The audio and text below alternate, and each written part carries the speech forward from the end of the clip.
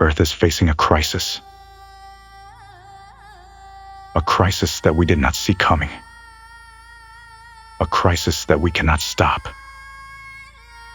An unknown threat from outer space is heading our way. An external cosmic influence triggers changes within our planet. The core is going mad. Catastrophes on Earth are escalating. And we are totally unprepared. The world is divided. Some want to compete. Some want to fight.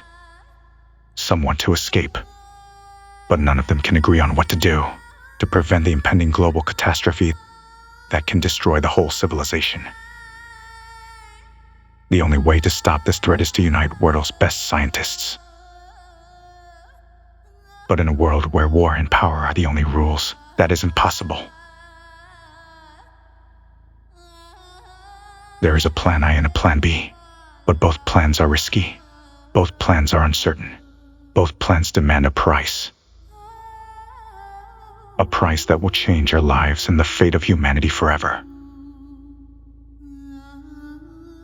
It is time for us to pay the price. Now it is your turn to take action. Global crisis. Responsibility. Watch at creativesociety.com.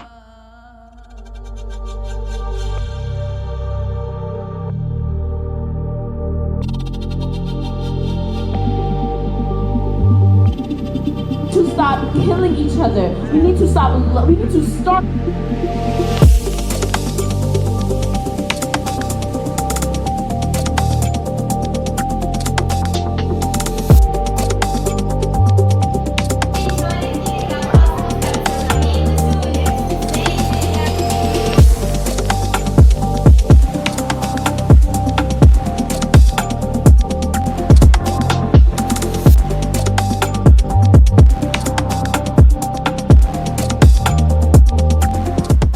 Good evening and welcome to Society of Tomorrow. I am Tanguy and I'm going to be your host. Today we have to ask the question, do we still have a future?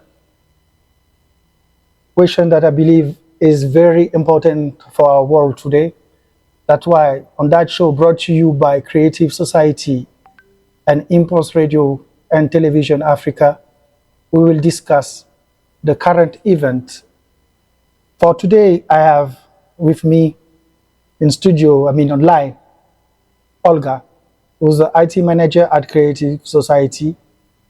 And we are expecting also coming live today, Barbara, women rights defender. Hello, Olga, how are you? Hi, Tanguy. It's a great pleasure for me to be in this virtual studio, as always. By the way, we are already joined by Barbara as well, so we're not alone here. Thank you so much for inviting us and for providing this opportunity to spread this important message to whole humanity and especially for South Africans. Thank you. Thank you, Olga. We know that we're crossing difficult time. The world is changing at a fast pace. We see a lot of events, catastrophic events around the planet. And today we are here to speak about that because many people is asking, is it still possible to change that different phenomenon? So today I hope that we will be able to discuss and give us some clarity since we starting the year 2024 with a new wind, a new hope, a new expectation. So let's go with what we see happening because many people are speaking about, but like always seems like gossip, not reality. So it's over evolving tape stripe global event. What are the key of the trending cries? Because we see the crises are always everywhere to be seen, but never somebody understood why. So we would like to ask you, who's from the Creative Society, what is the current trends and what are maybe the cause? Is it real? Is it fake? What is your opinion on that, Olga?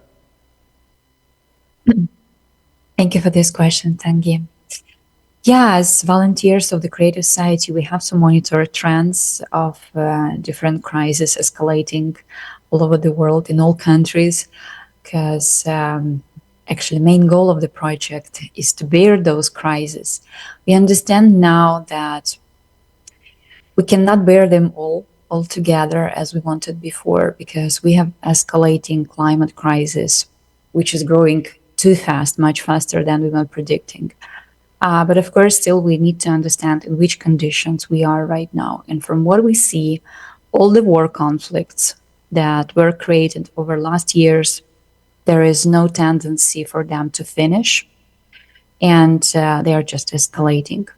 There is also, if we monitor articles in different official newspapers, like big newspapers of the United States, of Europe, of Africa, we will see that they're popping up more and more titles like global hunger, is it possible? Global water shortage, is it coming? And we really see that water is disappearing all over the world. And we are getting ready to big crisis which humanity has never experienced before. And it will be about everything, about food, about water, about electricity, about power shortages, and many, many others. And it will be not only in Africa. I guess if it continues to happen like this, there will be something very ironic in the history of humanity when Europe will have to escape to Africa, because Africa actually a bit more solid in the meaning of tectonic plates and geographical location. That would be interesting, right? But anyway, it's not like Africa will survive, but everyone else will suffer. That will be happening all over the world. And we see that all the crises are just escalating. Like we have a climate threat which can just stop existing of the whole planet. Thank you, Olga. Now we receiving Barbara, who just joined us live from Uganda.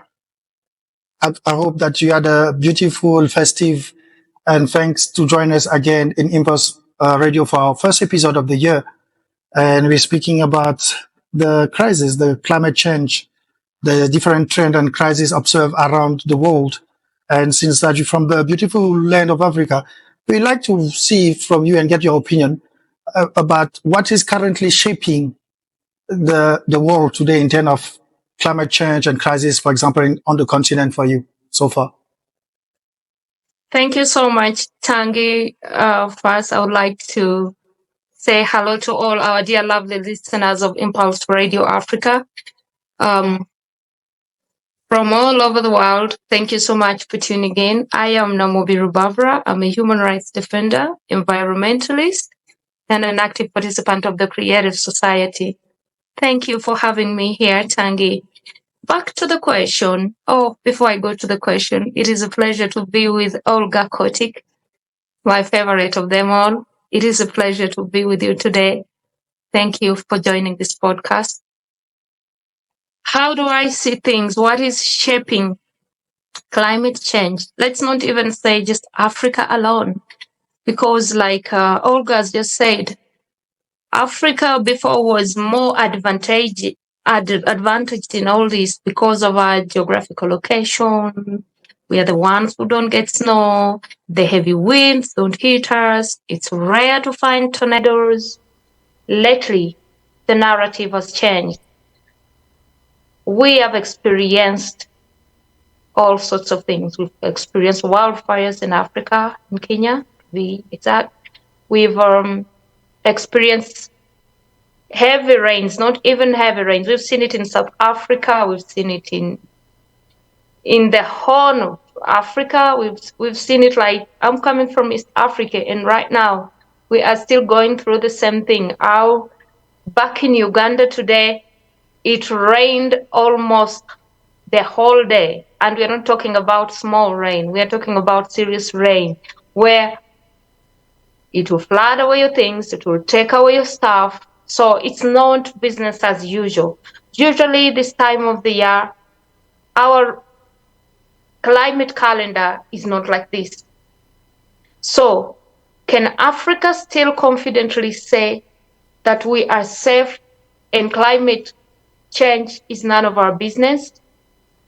We are not in a position to say that because we have seen the people of Turkana in Kenya starve because of excessive drought. I myself, I witnessed thousands and thousands of cows being moved hundreds of miles just to find one teeny tiny greeny leaf to eat. And that is heartbreaking. I mean, you look at these cows, they are moving, but their bones, it is a very painful thing, Tangi, to watch, you know. You see, like it's trying its best, hoping maybe it will find the next drop of water. And then as a result, I saw these cattle keepers sell what is their heritage at a very cheap price because they rather sell it cheaply or give it away than watch it die because they are attached to it. So we've seen droughts, we've seen wildfires, we've seen excessive rains. It has happened. We've seen it in Burundi. It happened. People were left homeless. So we are not safe anymore. The climate change business is no longer for the Europe, Asia. No, it is global. And the factors are what we are here to tell people about and the solution to it. How can we keep ourselves? How can we prepare ourselves? Do we even know what's causing it? Or we think it's just a seasonal change that is happening? Those are important questions that me and you and our dear listeners need to ask ourselves and then find answers to. So Yes, yes. thank you. You know, when you ask about Africans, because people when they hear that from someone outside the continent, sometimes they think it's a movie. You know, sometimes when your brother from the same house is telling you that the house is shaking, you can identify yourself. That's why it's very important to give us these background. You are in the same land, you can see the change. And even though those people still think that is on the in the virtual world and what you call like canvas work, today you can say even Uganda, even the country around Uganda feel the different change of the climate. So knowing that we know that everybody knows that is the next challenge is the climate change, but how come will you explain that is not yet taking serious? Why people have a problem? Why is so difficult for people to address this matter, according to you? Let's start with Olga. Yeah, thank you, Tangi. It's really getting more and more obvious that people really underestimate the problem of climate. To my personal opinion, it's happening because people don't see the globality of the problem. They don't see a holistic picture. Everyone is just focused on their local problems. And unfortunately, mass media are not helping with that. They're not helping with informing people as they are supposed to do. And if a regular person just checks the number of events and the severity of events just for one day all over the world, I guess everyone would understand that that's the biggest problem of their own, because it can happen any moment. And I want just to give few facts what happened just yesterday for one day, one tiny day, 14th of February. By the way, happy past Valentine's Day. But unfortunately, it wasn't a day of love. It was a day of suffering for many, many regions because climate is not giving us any holidays. There was tornado in Cyprus. There was huge snowfall in Romania, like number of level of snow is just breaking all the records. In Mongolia, there is 500,000 livestock frozen to death because there is, again, record-breaking freezing. In Ghana, big water shortage. Problem is just escalating. In Ukraine, there was flooding. In Chile, earthquake, 6 magnitude, by the way, not so small. In Micronesia, earthquake, again, magnitude of 6. There is fire raging in Chile. It's already raging for almost a week. And it's like, when I last checked, it was like 20,000 houses people had to leave because they were on fire. Fire is everywhere. It's like hell when you're checking those videos. There is volcano erupted in Japan. And in Argentina, also forest fires. Over 8,200 hectares of the nature reserve. So much fire. In UK, record-breaking freeze. It's like minus 12 degrees Celsius. It's very cold for them. That they are not used for that. And it's just one day. And we are not even listing small events, like small temperature changes or heavy rain or something. No, we are listing really crucial events. They're taking humans' lives, they're taking houses, and so on and so on. And behind every event, there are people's lives. There are lost houses. There is so much crying behind those every event. And it's happening every day. And just because we are checking those events on a regular basis for many years at this point, like personally, I'm doing that for 2 and something years, almost 3 years, I see how events are escalating. This list of events a year ago was for a week. Now it's for a day. And just imagine if media were showing this information. To be fair, if they were really showing all climate events, there would be only climate on news. It's like with my social media, for example. I'm trying to post and I understand I just can't because I'm throwing like dozens of videos every day and it's too many. I cannot cover it myself. And of course, people are getting tired, like, oh, so many events. But really, if media were covering it wholly, that would be only climate on media channels. And I don't know if it's for good or bad, because people need to understand that it's serious. And if we speak to eyewitnesses of climate events, everyone would tell you we weren't prepared to that. It's not like just a flood, we got warning, we sit in our homes, we waited, and it just passed away. Just one small example, when a flood happening, just a level of water of 50 centimeters already brings 50% of death casualties, because it's very difficult to stand in that water. Even an adult can fall, and there could be floating objects just hitting you. And when the water level reaches 1 meter, the death probability is 100%. If you are in the water and water level rises to 100 centimeters to 1 meter, 100%, a person will die. And it's just a small flood. Yeah. Thank you for these clarifications. Very alarming. And funny enough, people don't take it serious. I would like to ask you, don't you think that the reality today, the society today, keep the people apart from the reality and the change happening to our planet, and seems to focus more about what they're going to eat tomorrow?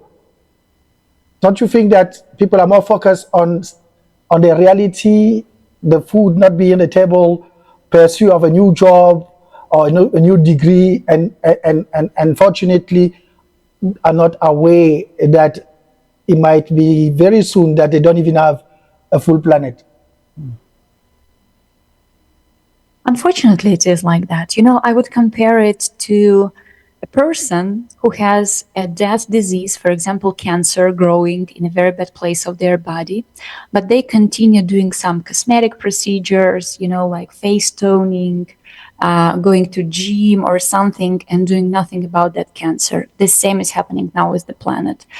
And I can't blame people for that. I know it's very difficult to live in nowadays conditions, especially in Africa. Like every day you have to think where to get those stupid money to just buy food and just provide for your family.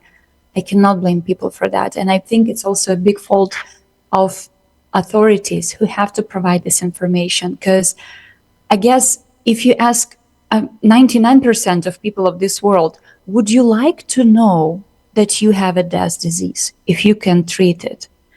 Who would say no? Everyone would like to be aware, right? But now authorities decided for us that it's better not to create panic because they don't have a solution.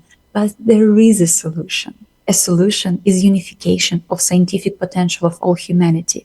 But for that, they will have to give up on military projects, on wars, on invading other countries, and so on and so on. And we are coming to the end, I guess. We'll talk about it later. So let me just pass the floor speaking to about scientific from the Creative Society, who had made a lot of forecasts in terms of the different change, would you say that is an anticipating forecast from you. So you predicted it, and now it's coming faster than you are even predicted. Exactly. That's the scariest part.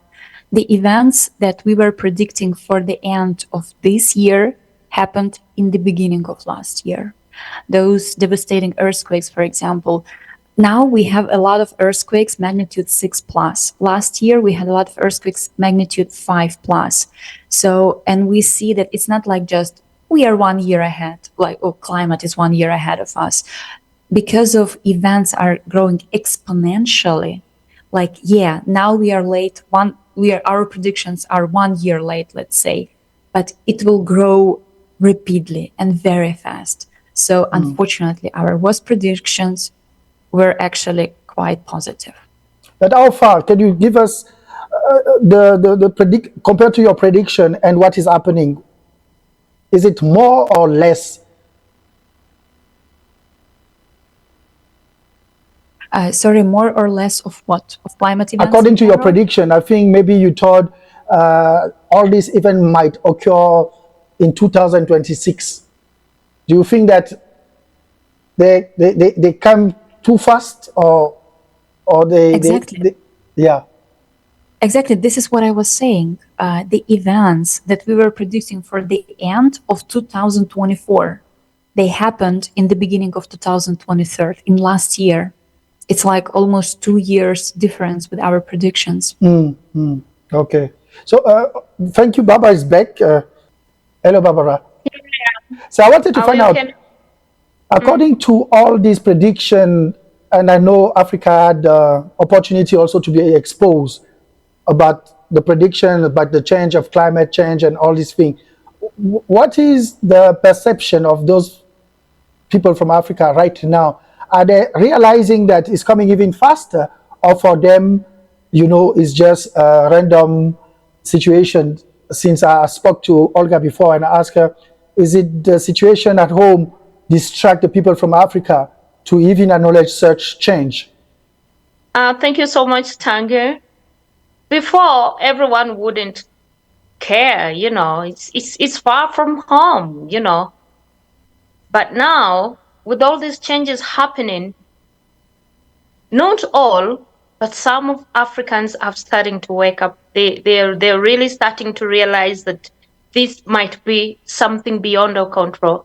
This might be something more than what the media is telling us, more than what we are exposed to. There's something bigger and deeper than what we think is happening. However, I must acknowledge also that very few, if you were to get out of studio tomorrow and you say, you just randomly go on the street just interviewing people. I've tried it myself while spreading the message of the Creative Society and trying to, create awareness about climate change. I do ask many questions. They say, hello, my name is Barbara. I'm an environmentalist. Do you mind if I ask you something about climate? They're like, oh, it's okay. Then I'm like, have you ever heard about the 12,000 year cycle? And then someone looks at you like you're speaking Japanese. That's when you know it's a very big problem. We have a lot to do, because if we do not know the main cause of climate change, and we expect the cataclysms to intensify because we are now entering into the cycle itself. So we expect more damage, more chaos, more all that. And then me as an environmentalist, a climate activist, my job is to save people, first of all, as a human rights defender, preserve their lives and make sure they're safe and they're okay. Okay, how then do I call myself an environmentalist or climate activist when the person I want to save doesn't even know what I'm saving them from? That gap is still there. We still have a lot of awareness to do. We need all authorities out there to help us put out this news and not make money off this problem, because that's where the challenge is. This message would have been out there a long time ago, volunteers of the Creative Society warned people 10 years ago. People would have been prepared by now. Right now, we are still getting shocked when we see tornadoes, when we see wildfires. It's like we go in shock. Oh my God, we're dying. And then if you ask someone, did you know by this time you'll be starting to die? They're like, what? No. So Speaking about authority, you speak about the authority. You speak also about the lack of knowledge from our population in Africa, because we see a lot of people still looking for land and going to place close to erosion and exposed to climate change.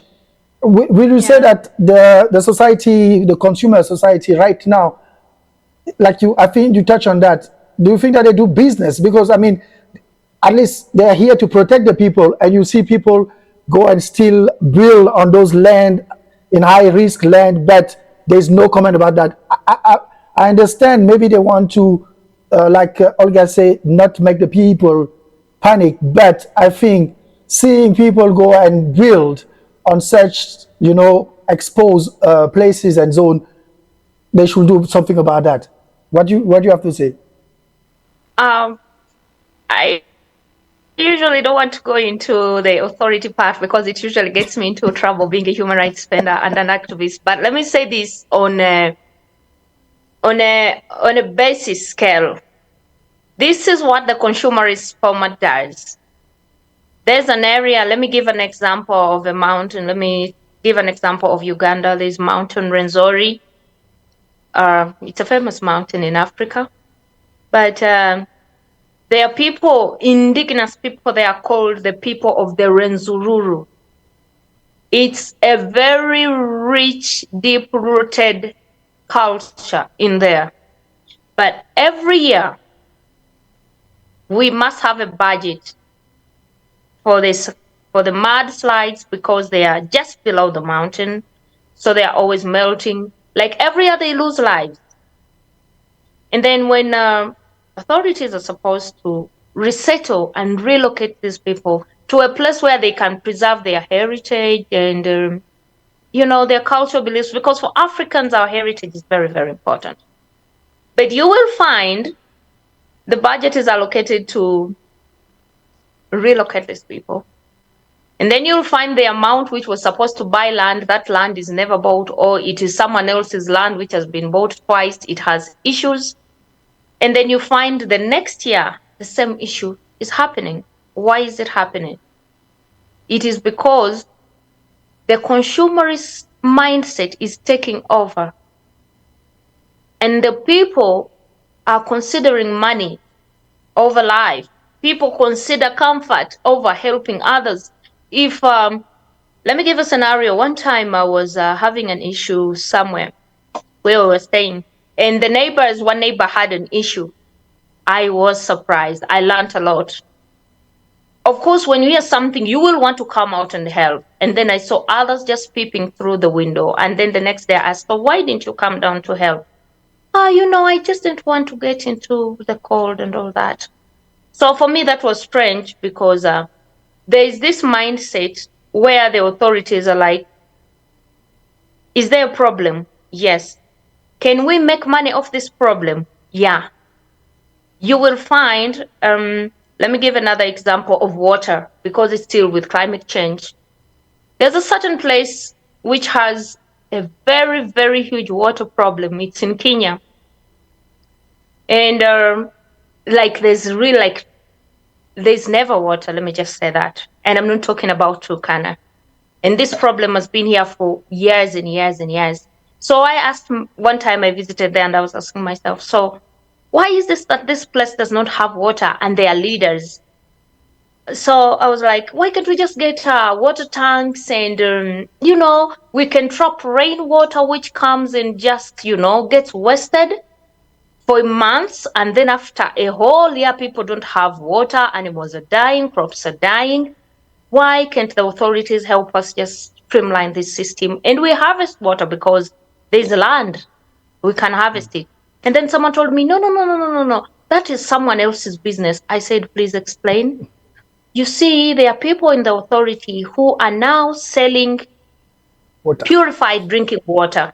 So it wouldn't be in their advantage, and I'm being as honest as I can without disclosing the exact location of the Yeah. people, but this Thank- it's painful, and it is in East yeah. Africa.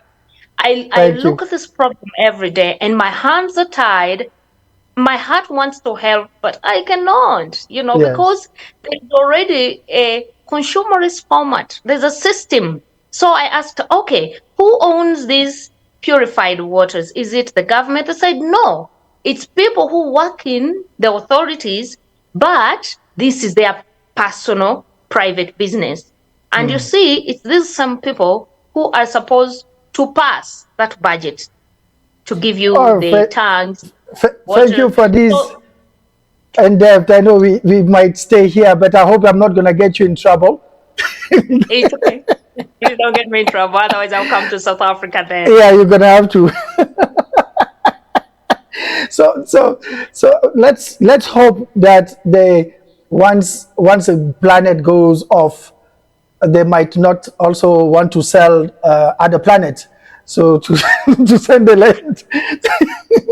But let's You've move not on and try heard to someone who unfold. is already selling Yeah. to go to the moon. You've not heard to another Yes. planet. We are supposed Yes, to they're stay to go starting. there. They're starting. But let's unfold the crisis and say why is those even happening? Can you tell us what are the real reason of those climate crisis, and Yeah. also why I want to find out, because people Yeah. have different opinion.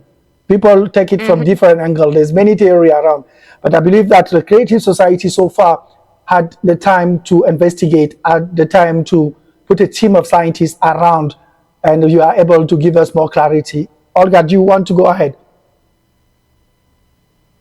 Sure. Thank you for this possibility, Tangi. First of all, I want to say, so no matter of which opinion you have about reasons of climate change, the unity point should be that it's real, it's happening, and we definitely need to unite science, all science of our humanity, to bear climate change, to study true causes of climate change. And if that scientific center will be really out of corruption, out of politics, out of geopolitical games and so on, at one point they will figure out what's really happening. So let us say if you think that it's about CO2, if you think that it's, I don't know, climate weapon, if you think that it's something else, like whatever the reasoning, it doesn't mean that we cannot unite our forces to bear climate change. We have to do that. And then let our scientists, real scientists, I'm not saying by our creative society scientists, actually, we need those scientists who are now hidden in the military projects, and we don't even know their faces, we don't know their names, they're usually very classified. We need those scientists who are studying this new physics that can really help us to build protection for our planet. We need those to work on that, true scientists. And when they do, at one point, they will figure out what's really happening. So let it be uniting point for all of us, guys. But now let me share a shortly conclusion of scientists of the Creative Society who are studying climate change for almost 30 years at this point. It's scientists from different areas, and they've built a holistic picture of what's happening. So a few facts. First, climate is changing now on all planets of our solar system. There are different changes, and if you guys want to dive deep in it, you can watch our last forum, Global Crisis, The Responsibility. You can find it on the creativesociety.com or Creative Society YouTube channel. And there are different anomalies that started happening on other planets, on Mars, on Pluto, on Venus, on all planets of the solar system, and also on their satellites. Their Mars quake started in 2019. Ice caps are melting on Mars as well. Their aurora borealis started being observed even on dead planets with dead core, which is impossible. But obviously, some unknown force is charging the course of all planets, including planet Earth. Second interesting fact, our ocean is warming up from the bottom up. Temperature on the 2000 meters is higher than on 700 meters. It means that ocean is boiling from beneath, and this is what is actually warming up the surface of the ocean and also the surface of the whole planet. Glaciers are melting from the bottom up as well. And now it's actually interesting that it can be observed even with bare eyes. You don't need science for that. You can just go to Antarctica or to Greenland. I know it's not easy, but there are people who can go. You can ask them, and they will tell you it's obvious. They're melting from the bottom up because of there are magma chambers next to them. And another interesting fact that geologists who are studying ice cores, it's such huge sticks of ice which they're drilling out of ice cap, again in Greenland, in Antarctica. It's like kilometers of ice, huge sticks, very long. And by the layers of those sticks, geologists could determine what was happening on our planet thousands, millions years ago. And they noticed a very interesting thing, that every 12,000 years, there were global catastrophes happening on our planet. There was volcano ash on the layer of every 12,000 years. So it was happening 12,000 years, 24,000 years ago, 36,000 years ago, 48,000 years ago, and so on. Also, there were signs of global floods, like in biblical one, because there were parts of sea creatures, of seaweed, which could be just impossible to be over there if it wasn't about the global flood. Different signs. So collecting these facts, and it's just a few facts for you. Okay, one more I will share about the core of our planet, that in 1998, there was a very global event, very interesting, but somehow it got unnoticed by mass media and by the global community. There was a jolt. Our core made a jolt to the side of Taimyr Peninsula. It's next to Siberia, Russian side. Just think about this huge machine inside of our planet, and inner core is of the size of a moon, and outer core is of the size of a Mars. It's like whole planet inside of our planet Earth made a jolt. And it's a closed system. We cannot penetrate it at all. We as humanity can drill only 12 kilometers to be fair. And that huge machine made a jolt. Something influenced it. What could it be? And collecting all those facts together, we can understand that, first of all, this is happening every 12,000 years. Second, it's happening in whole solar system. So it doesn't have anything in common with us, humanity, because we cannot affect climate on Jupiter, right? We cannot affect it on Pluto and so on. Third, it's about the core, because core made a jolt, magnetic pole shifted, planet speed shifted, and it's all about like the core is producing all those changes. And by the centrifugal forces of our planet, because our planet is rotating quite fast and it intensified its rotation 3 times over the last 10 years, it started rotating speedier, faster. By the centrifugal forces, all the liquid, hot magma that is hidden inside of the planet is getting to the surface. You know, it's like in washing machine. You can check it out when it's rolling, that round thing, round drum inside of a machine. All the water gets to the edges, right? The middle is empty when it's rolling, but the water is getting to the edges. The same is happening now with the magma. Hot magma, liquid one, is getting to the edges. That's why we have so many volcano eruptions. That's why the temperature is rising. Ocean is warming from the bottom up. Glaciers are warming. There are many cracks because the magma is trying to get to the surface, cracking the lithospheric plates, the Earth's crust. There are sinkholes. There are cracks in Earth's crust. There are gas emissions, because if the magma touches gas source, methane or hydrogen, it starts leaking. And when it leaks on the surface, if there is a small sparkle, a huge fire appears. A huge amount of water is evaporizing from the ocean. So our atmosphere is filled with moisture. That's why it's getting as huge floods or huge snowstorms, depends on temperature in that specific region.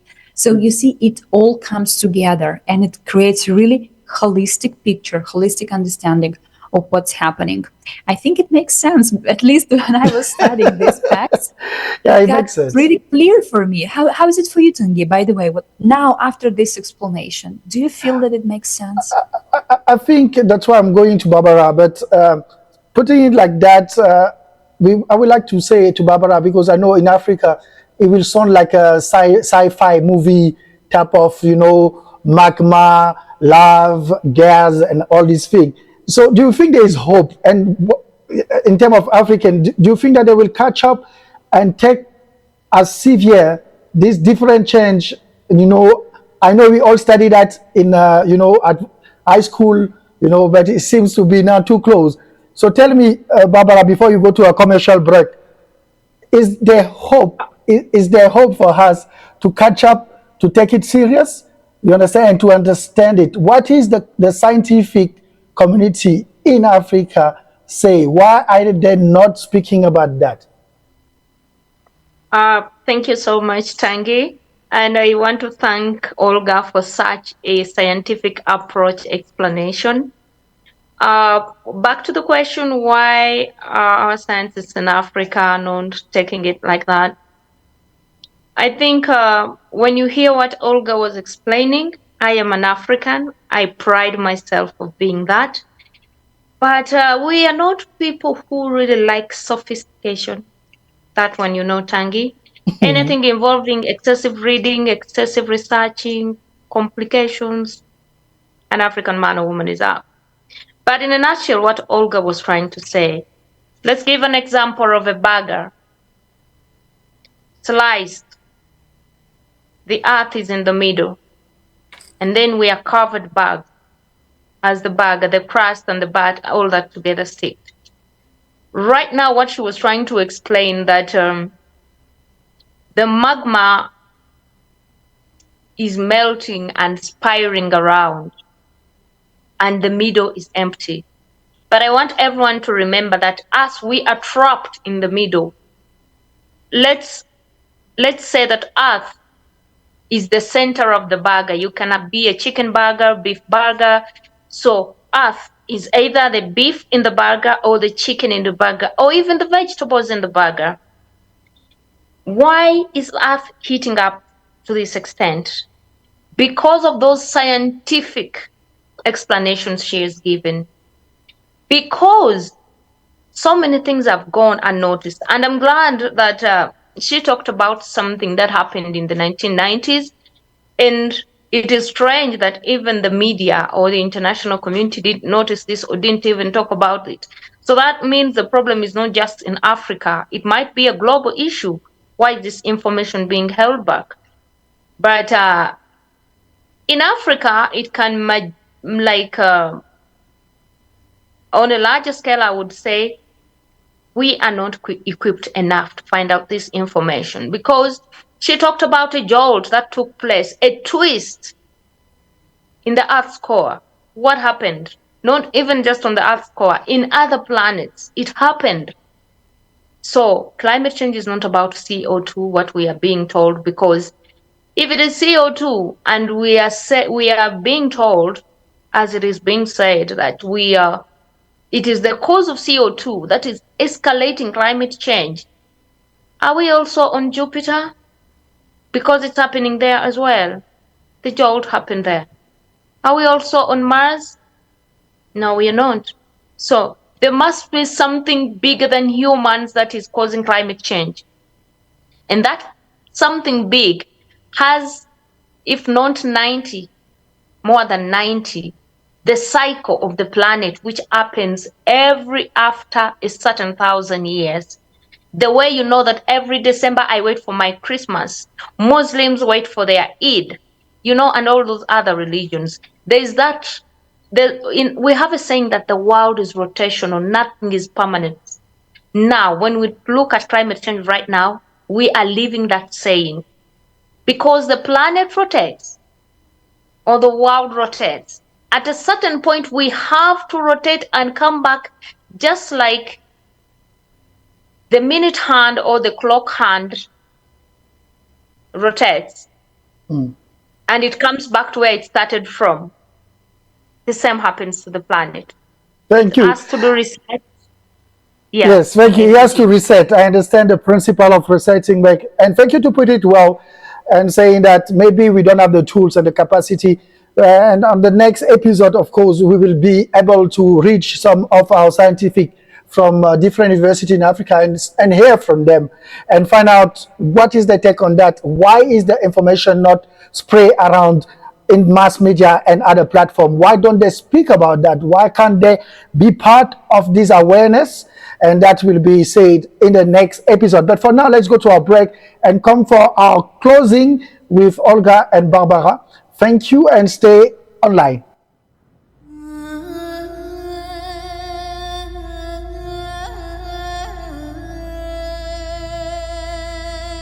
Earth is facing a crisis. A crisis that we did not see coming. A crisis that we cannot stop. An unknown threat from outer space is heading our way. An external cosmic influence triggers changes within our planet. The core is going mad. Catastrophes on Earth are escalating. And we are totally unprepared. The world is divided. Some want to compete. Some want to fight. Some want to escape. But none of them can agree on what to do to prevent the impending global catastrophe that can destroy the whole civilization. The only way to stop this threat is to unite world's best scientists. But in a world where war and power are the only rules, that is impossible. There is a plan A and a plan B, but both plans are risky. Both plans are uncertain. Both plans demand a price. A price that will change our lives and the fate of humanity forever. It is time for us to pay the price. Now it is your turn to take action.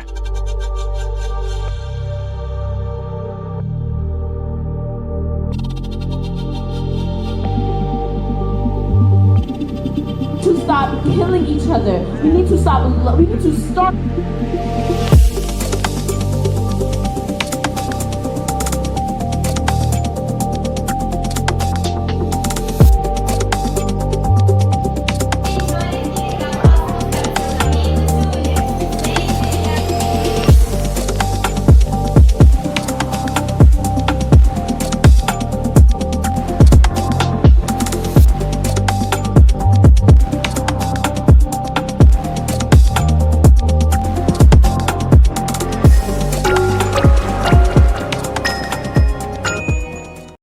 Impulse Radio and Television Africa, you're still on the show and you're still welcome to Society of Tomorrow.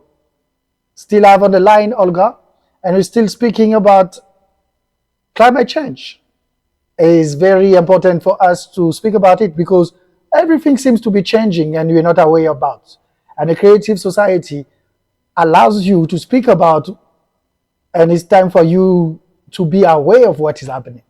Olga, you ask me what I think about that. I will say it's too far because there's, I think the customer society has shaped the continent of Africa as a platform of distraction. When people speak about the end of the planet, we're speaking about the end of our life. Too much war, too much crime, and too much corruption. What makes us blind? But thanks to Creative Society to bring this show live on Impulse and will allow us to approach this discussion. We are in the last phase of the show. We will conclude. But before that, I would like to speak to Olga and still find out more from you. Olga, are you here? Are you back? Of course. Yes, you're back. Okay, thank you. So let people speak about a lot of evidence. They say, okay, usually it's from far, When they see rain, they will say they are used to those rain because you're in Africa. When they see a land falling through erosion, for them it's part of maybe bad culture, Muti and all these things. And I would like to know, is it possible for a creative society today to give statistics? If yes, where can we find them? Where can we find those facts? Yeah, good question. The best sources would be on Telegram channels that we are holding. One of them is called Breaking News. I know Telegram is not very widespread in your country, but maybe it makes sense to download it to just track those events.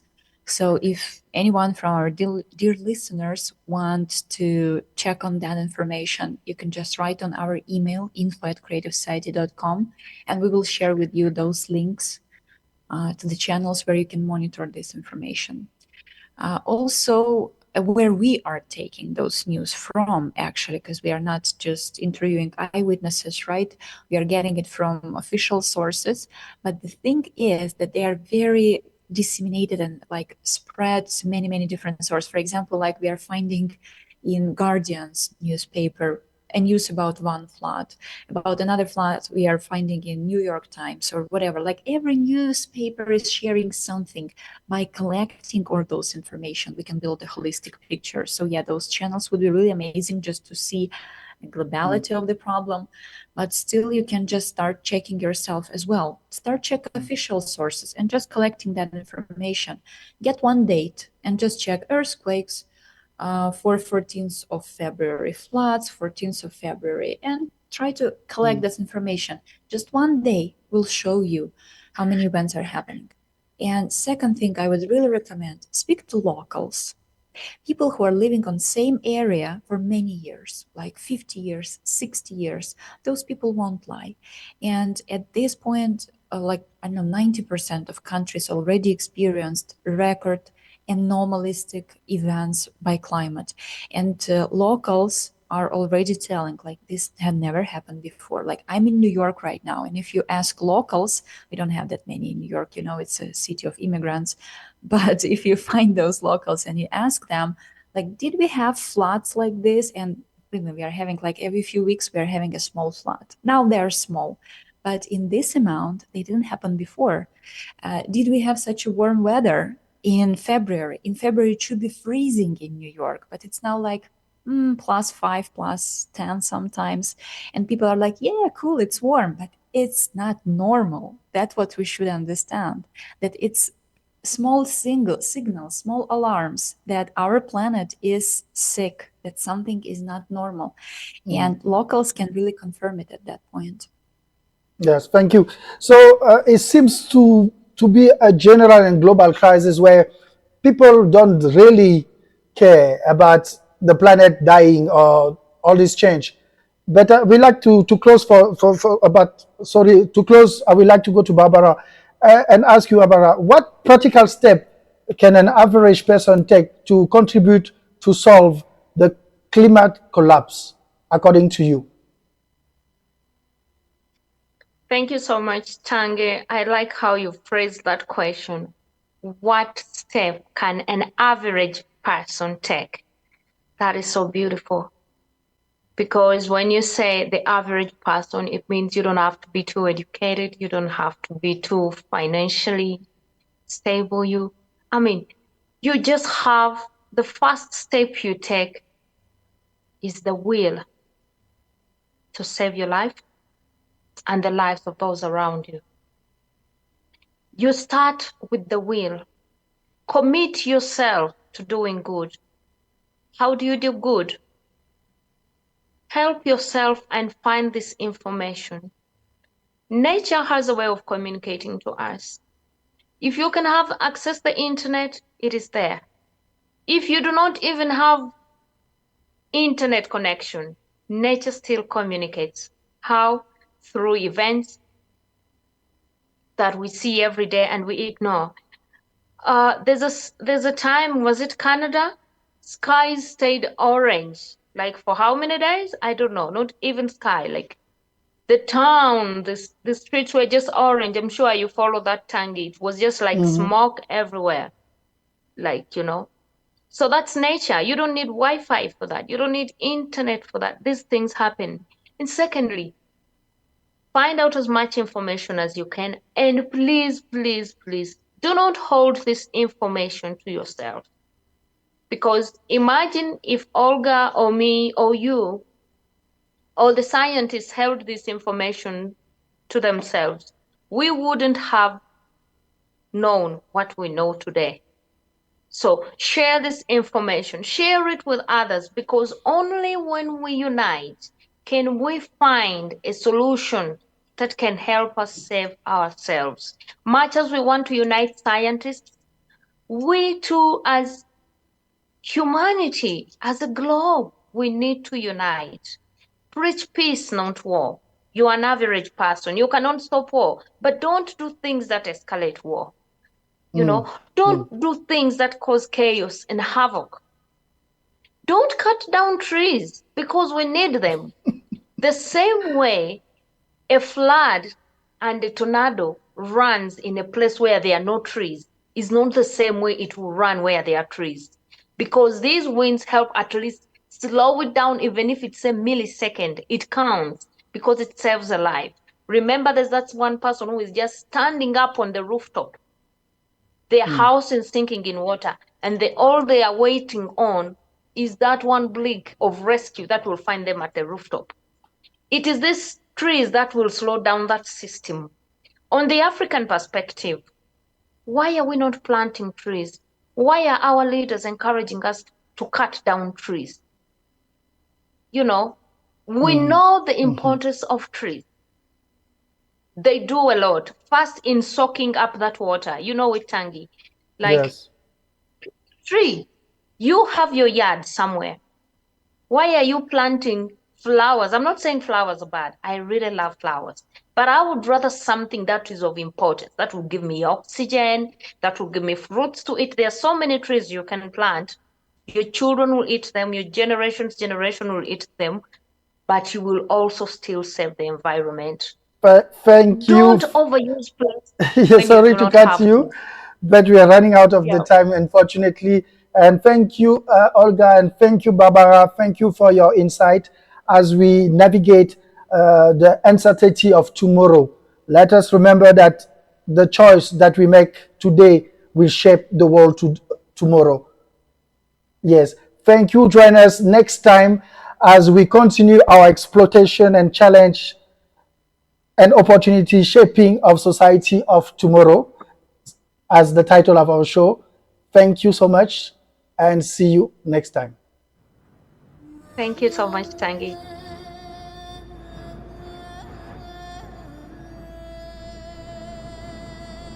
Earth is facing a crisis. A crisis that we did not see coming. A crisis that we cannot stop. An unknown threat from outer space is heading our way. An external cosmic influence triggers changes within our planet. The core is going mad. Catastrophes on Earth are escalating. And we are totally unprepared. The world is divided. Some want to compete. Some want to fight. Some want to escape. But none of them can agree on what to do to prevent the impending global catastrophe that can destroy the whole civilization. The only way to stop this threat is to unite world's best scientists. But in a world where war and power are the only rules, that isn't possible. There is a plan A and a plan B, but both plans are risky. Both plans are uncertain. Both plans demand a price. A price that will change our lives and the fate of humanity forever. It is time for us to pay the price